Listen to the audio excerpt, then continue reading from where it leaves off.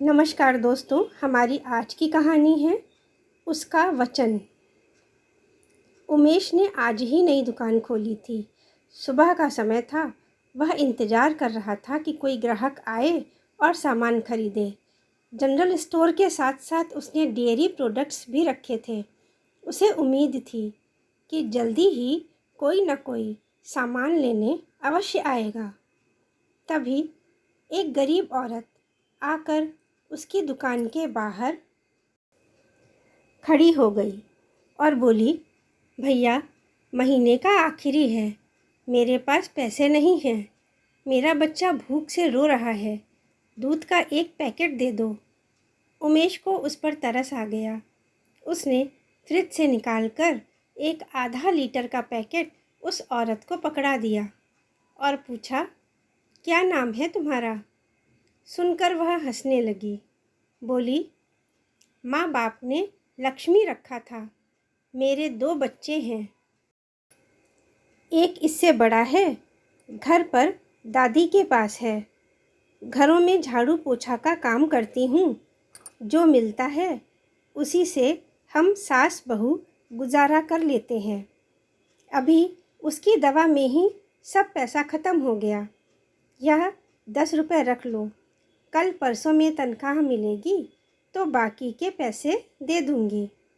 रमेश ने उसे मना करते हुए कहा, रहने दो बहन, कोई बात नहीं, फिर कभी दे देना।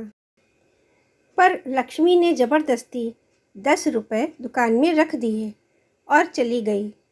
अगले दिन वह फिर दुकान पर आई। उमेश ने ध्यान से देखा। अपने नाम से बिल्कुल विपरीत दशा थी उसकी। फटी हुई साड़ी जिसमें जगह जगह पैबंद लगे थे। एक बच्चा गोद में और एक हाथ पकड़े था। उमेश को उस पर बड़ी दया आई। देखने से ही लग रहा था कि वह बहुत गरीब है। उसने पिछले पैसे निकालकर उमेश को देने चाहे तो उमेश ने उसे मना करते हुए कहा, नहीं बहन, रहने दो, अब तुमसे पैसे नहीं ले सकता। क्यों? लक्ष्मी ने अचंभे से पूछा। उमेश बोला, बहन, तुम तो बड़ी भाग्यशाली निकली मेरे लिए। कल मेरी बोहनी की थी तुमने 10 रुपये से और फिर सारा दिन मेरी खूब बिक्री हुई। इसीलिए यह पैसे वापस रख लो। उसने पैसे लक्ष्मी को लौटा दिए और फिर से निकालकर एक दूध का पैकेट उसे पकड़ा दिया। यह ले जाओ। लक्ष्मी बड़ी खुश हुई। जीवन में पहली बार उसे किसी ने भाग्यशाली कहा था। वह पैकेट लेकर वापस चली गई। इसी तरह 2-3 महीने बीत गए। लक्ष्मी रोज़ सुबह आकर दूध का पैकेट ले जाती। धीरे धीरे उमेश की दुकान खूब चलने लगी। उसे अच्छी आमदनी होने लगी और इसका सारा श्रेय वो लक्ष्मी को ही देता। उसे लगता कि स्वयं लक्ष्मी माता लक्ष्मी के रूप में उस पर कृपा कर रही हैं। उमेश की पत्नी बहुत उदास रहती थी। उनके अपनी कोई औलाद नहीं थी, इसलिए वह लक्ष्मी को जब तब ज़रूरत का और सामान भी दे देती ताकि उसके बच्चों की परवरिश अच्छे से हो सके। एक दिन लक्ष्मी ने उमेश से कहा, भैया, आज से मैं शाम को भी एक पैकेट दूध ले जाऊंगी। उमेश ने कहा, दे दूंगा, पर एक शर्त है कि उसके पैसे नहीं लूँगा। लक्ष्मी की आंखों में खुशी के आंसू छलक पड़े। बोली, भैया, हम गरीबों के लिए इतना कौन करता है? लगता है जैसे खुद भगवान ही हमारी मदद करने उतर आए हैं। 1 महीने बाद ही लक्ष्मी ने बताया कि उसकी सास नहीं रही, उनका सब काम करना है। उमेश से जो हो सकता था उसने मदद कर दी। अब लक्ष्मी अकेली हो गई थी। दोनों बच्चों को लेकर घर घर काम करती और अपना गुजारा करती। ज़्यादा काम होने से अब वह बीमार रहने लगी थी। पहले से कमज़ोर भी हो गई थी। इधर उमेश के काम में भी मुनाफा हो रहा था। उसने बाजार में एक बड़ी दुकान खोल ली थी।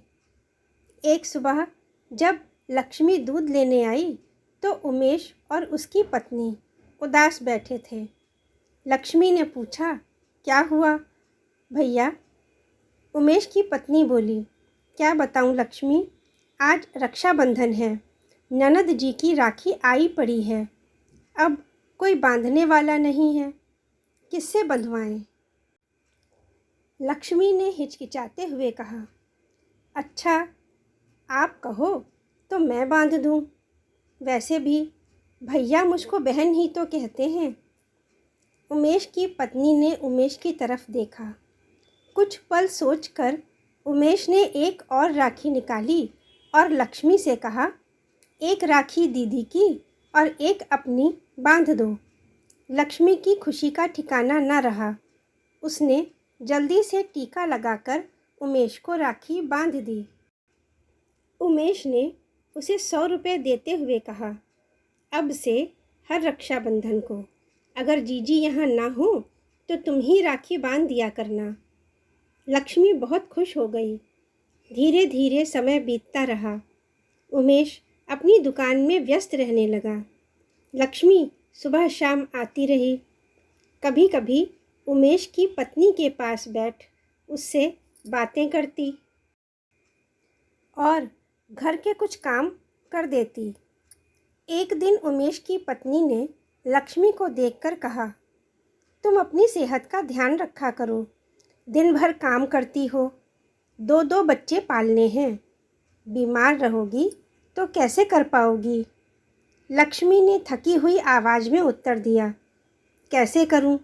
मैं अकेली जान क्या क्या देखूं? घर घर काम करती हूं, तब जाकर 2 वक्त की रोटी जुटा पाती हूं। फिर बच्चे भी देखने हैं। उमेश की पत्नी ने उसे अच्छे से समझाया और फिर कुछ फल वगैरह दे दिए। ऐसे ही दिन बीतते गए। साल होने को आया। एक सुबह लक्ष्मी नहीं आई तो उमेश ने दूध की एक थैली अलग रख दी। करीब 10 बजे लक्ष्मी आई। उमेश ने देखा लक्ष्मी का चेहरा सफ़ेद हो रहा था। गाल पिचक गए थे। आँखों के नीचे काले घेरे बन गए थे। उसे तरस आया। सोचने लगा, बेचारी गरीब है, कितनी परेशानी उठाकर जी रही है। पत्नी से कहकर कुछ खाने का सामान दिला दिया। लक्ष्मी दिन पर दिन कमज़ोर होती जा रही थी। इलाज कराने के लिए पैसा नहीं था। सरकारी अस्पताल जाती तो पूरा दिन लग जाता, काम छूट जाता। इसीलिए उसने किसी से कुछ नहीं कहा, बस काम करती रही। उस शाम लक्ष्मी नहीं आई। उमेश को चिंता हुई। पत्नी से कहा तो वह बोली, बारिश का मौसम है, नहीं आ पाई होगी। सुबह लक्ष्मी 8 बजे ही आ गई। उमेश ने दूध की थैली निकाल कर दी और पीछे मुड़कर बिस्कुट का पैकेट निकालने लगा। वापस मुड़ा तो लक्ष्मी जा चुकी थी। फिर 2 दिन लक्ष्मी नहीं आई। उमेश को चिंता हुई क्योंकि अगले दिन रक्षाबंधन था। उसने पत्नी से कहा, अगर कल सुबह भी लक्ष्मी नहीं आई तो इस बार किसी और से राखी बंधवानी पड़ेगी। पत्नी बोली, ठीक है, कल नहीं आई तो चलकर देख आएंगे। बेचारी अकेली है, किसी मुसीबत में ना हो। लेकिन उसका घर? उमेश ने पूछा। बताया था एक बार, सड़क पार करके जो कच्चे घर बने हैं वही कोने के घर में रहती है, उसकी पत्नी ने कहा। सुबह लक्ष्मी जल्दी ही आ गई। उमेश ने 2 दिन ना आने का कारण पूछा तो बोली, बीमार थी इसलिए नहीं आ पाई, और आज तो आती ही, राखी बांधने का वचन जो दिया था। उमेश ने 100 रुपये निकालकर उसे दे दिए। लक्ष्मी चली गई। उसके बाद लक्ष्मी नहीं आई। उमेश और उसकी पत्नी देखने गए। लक्ष्मी का घर कोने में था। आसपास कोई मकान नहीं था। घर के पास दुर्गंध फैली थी। दरवाज़ा बंद था। लोगों को बुलाकर दरवाज़ा तोड़ा गया। अंदर का दृश्य मार्मिक था। लक्ष्मी मृत पड़ी थी। दोनों बच्चे वहीं खेल रहे थे। लक्ष्मी की देह अकड़कर सड़ने लगी थी। आंखें बच्चों को देखते हुए खुली ही रह गई थीं। लोगों का अनुमान था कि वह तो 4-5 दिन पहले ही मर चुकी है। यह सुनकर उमेश और उसकी पत्नी अचंभित रह गए। उनके रोंगटे खड़े हो गए, क्योंकि 2 दिन पहले ही तो लक्ष्मी राखी बांधने आई थी। किसी तरह लक्ष्मी का अंतिम संस्कार किया गया। उमेश बच्चों को अपने साथ ले आया। बहन ना होकर भी लक्ष्मी ने अपना वचन निभाया था। अब बच्चों की देखभाल कर उसे अपना कर्तव्य निभाना था। दोस्तों, कैसी लगी कहानी?